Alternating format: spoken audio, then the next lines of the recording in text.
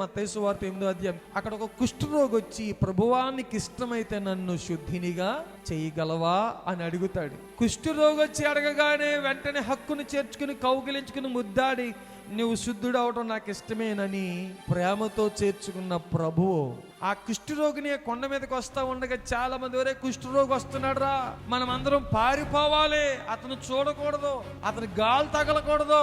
యేసు ప్రభు వారి మాటలు వినడానికి వచ్చిన వాళ్ళే పరుగు పరుగున వెనక్కి పారిపోతా ఉన్నారు. ధర్మశాస్త్ర గ్రంథంలో కుష్ఠరోగి పాపము చేసిన వాడితో సమానమని, కుష్ఠరోగం వచ్చిన వారిని ఊరు బయట పాలెములో పెడతా ఉండేవారు. అవి కుష్ఠరోగుల గురించి మాట్లాడుతున్నారు ఏంటని మీరు అనుకోవచ్చు. అసలైన కుష్ఠరోగం మనలోనే ఉంది. ఇంకా కంపు కొట్టే, కుళ్ళు వాసన కొట్టే కుష్ఠరోగం ఇంకా మనలో దాగి ఉంది.